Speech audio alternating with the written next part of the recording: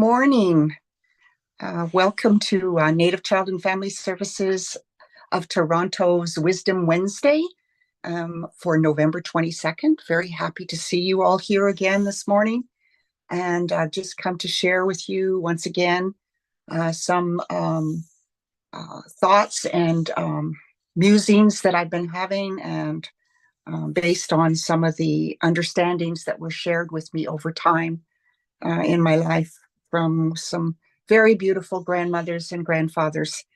But before I do that, I'd like to start by having some words of gratitude this morning. And I want to say good morning to you, great power up above, creator of all life. Is that little bird come to talk to you again from the Tahltan Nation, Nehio Nation, and the Crow Clan. Giving my greetings to you this morning, great mystery, and a deep gratitude for our life today, for the grandfather sun who is shining behind the clouds here in Toronto, and the fire of life that burns in us, and the fire of life that burns inside of our mother, the earth. And also want to give a beautiful greeting and gratitude to our grandmother, the moon, and thank her this morning for her governance of the waters of the world, of the earth, especially for the birth waters of all living beings. We give thanks for that. We give thanks for the water inside of our body. We give thanks for and greeting to the water. In my language, we say Tuma, Mother Water. We give thanks to Mother Water this morning, and we're grateful for the water inside of your body, on top of your body, and hanging around your body. We're also want to acknowledge and give gratitude and a beautiful greeting to the four winds that carry up our words of gratitude in all the four directions this morning. And we thank you, Great Mystery, for the breath in our bodies as well. And we ask that you hear our deepest of gratitude and greeting for our Supreme Mother, our Mother, the Earth, and all of the things that she does to sustain us, all the things that she provides for us, the food medicines and the medicines that we use in ceremonies, and all the herb medicines that we use to keep ourselves physically, mentally, emotionally, and spiritually healthy. We're grateful to you for these beautiful gifts. We are also very grateful and send up our greetings to all of our relations in all of the directions upon this Mother Earth. We send our loving greetings to those ones that crawl on the earth and under the earth, the ones that live in the waters, the ones that have wings, the ones that walk on four legs, and the ones that walk on two legs. We extend our greeting and gratitude to the rock people who hold our history and language, and to those standing ones, the trees that make oxygen for us. We're grateful for all of our relations to Mother. We are very appreciative and grateful, and send our greetings to the Father Sky, and thank Father Sky for the protection that you provide us, the way in which you keep the ozone layer healthy so that we are protected from the different kinds of energies that are found in the what they call outer space. And in that outer space lives our beautiful brothers and sisters, the stars, and we greet them this morning and say thank you for shining throughout the night. We also acknowledge and give thanks to the Northern Lights and to the four sacred thunderbirds of the four directions. We're so grateful to be able to experience all these beautiful things, Great Mystery, and these blessings that come from each of these spirits that are surrounding us everywhere. We're grateful for that. At this time, too, we want to acknowledge and give greeting to our ancestors, the ancestors of this land that I'm sitting upon this morning, and all of our bloodline ancestors, wherever our viewers might be sitting or where they might come from. We're grateful, and we send our greetings to them, thanking them for all the sacrifices that they made for us, all of the beautiful gifts they left us when they were walking amongst us as a human being. We're grateful for that. We are also grateful for all of the old ones that still walk amongst us, who take care of the ceremonies, who take care of the prayers, who think about the next 7 generations yet to come and pray for them. We're grateful to you, and we say good morning to you. We also at this time want to give our deepest of gratitude for an opportunity to pray for all of our relations, our human relations, who might be suffering from not having any clean water, or might not have any food to eat today, or maybe they live in places of fear and violence. We especially think of those that are living and living in territories that are at war. And we ask for their guidance and protection at this time, especially the children. We give thanks for our children to a great mystery. We give thanks for our children birthed to us, our adopted children, our grandchildren, our nieces and our nephews. And we send out a request to you that you guide and protect each and every one as they walk upon this Mother Earth. We at this time also are thinking about our relatives who might be incarcerated, or who might be housebound due to illness, or in hospitals due to illness. Or maybe they're suffering with mental health and addictions. Maybe they are homeless. Maybe they don't have any place to live. And we ask you, great mystery, to take pity upon them this morning, and to clear the way to make things better for themselves in their lives. And some assistance might come to them to help them in some way. All these things we're thinking about this morning in our words of gratitude and acknowledgement and understanding that we are blessed to have our health, blessed to have a place to sleep, blessed to have clean water, good food, and we're blessed to have an opportunity to be useful. All these things we say to you in a good and kind and gentle way. And if I forgot anything, great mystery, please look in the hearts and minds of the viewers and collect any thoughts and personal prayers that they might be having at this moment in time. And with that, I say, made it show, made it show, made it show, made it show, all my relations. Thank you for your patience for that long greeting and gratitude to all of creation. It's a beautiful time of the day in the morning to do that, and I'm always grateful to get up every morning and have this life and to be able to do that and to share it with you this morning. And last week we talked about that understanding or that statement that we have in our gratitude words at the end, all of our relations.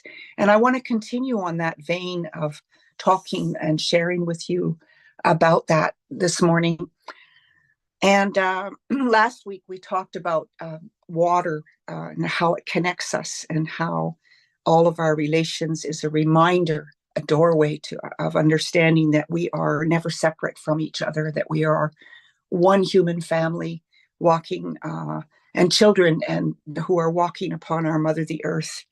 And there's another 3 elements that are the main elements that build life: water, fire, earth, and air. And you notice that I took time to acknowledge each of them this morning, as I do every morning, with gratitude and greetings of love. And today I want to talk about the element of fire.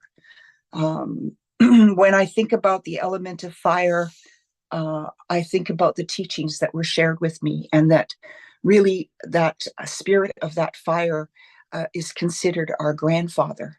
And our supreme grandfather is the sun. At least in the teachings that were given to me, there are many different understandings about what to call the sun. Some people call the sun the brother. But in my understandings and teachings that were shared with me, the grandfather is the sun, and the sun is a beautiful, magnificent ball of fire. and it shines warmth and light upon this Mother Earth and helps things to grow. And we have that fire in our bodies as well. It comes through our system physically in the foods that we eat, because the foods that we eat, especially the plants that we eat, and the animals too, because the animals quite often eat plants as well.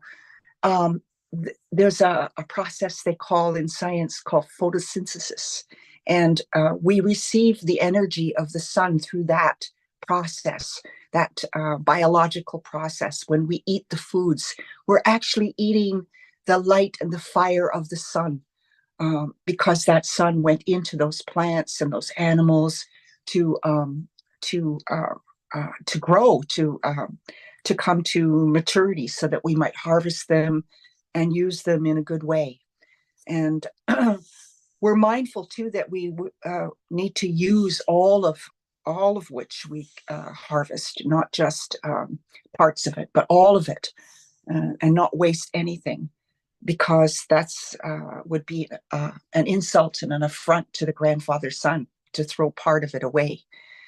So I wanted to talk a little bit more about that, and how not only are we taking that fire of life into our bodies through the food, it lives in us. So I always acknowledge the fire of life that burns in us. And I also understand that it is a spirit. And so there is a connection to all of life through that fire, because all of life carries that fire within it. But it also informs us as a human being about the four different aspects of our life, or who we are as a human being, how we identify ourselves as human. And with the water not only does it hold all the elements that I talked about last week, and the understandings and the sharings and the love that it gives to us, but it also represents the emotional, the heart of what it means to be a human being. It represents our emotions, our feelings. And with fire, what that represents is the beautiful understandings of our passionate nature, our physical well-being, and it it informs our mind in a particular way too. One of the teachings that I received when I was very young was sitting by the fire, and I remember my grandmother telling me to watch the fire, to listen to it, because it will talk to you. It will show you things. It'll show you pictures in its coals. It'll share music with you. It'll share songs and understandings, and it will warm your body. And so what it's doing is warming our spirit as well. It's waking up our spirit and warming our spirit. And so I encourage everyone who is watching, whenever you get an opportunity to be next to a, a, a blazing fire, then do so, because it is a reminder of how we are connected on that energetic, cellular, and spiritual level with each other. And that fire is, it has the ability to carry our prayers to creation as well. When we offer tobacco to the fire, and the tobacco burns and it rises to Father Sky, and is wafts up to that great mystery. And so our grandfather fire is useful in helping us stay connected spiritually to the great mystery and to all of life. And it provides for us a way of understanding how we as a human being grow and change. Because within that fire is a passionate energy, a sparking, an enlightenment, if you will. So it's good for our mind, and it's not only warms our body, but it's good for our mind, and it makes us feel good to be next to it, and it is our helper in doing our ceremonial ways. And this is true not only for those who live in Turtle Island and who are Indigenous, but this is true for all of our relations everywhere upon this Mother Earth. You will find the element of fire an essential part of spiritual practice. And so I wanted to share that with you today and remind you that, once again, that we are all relations, and we are all relations through the water and through the fire. And with that, I hope that you have a really beautiful day today, that you feel passionate about what you're doing, that the energy of creation is moving in you, and that you feel that you're connected to it. And again, I remind you to find opportunities to sit next to the fire, the grandfather fire, and have a conversation and see what comes of that for you.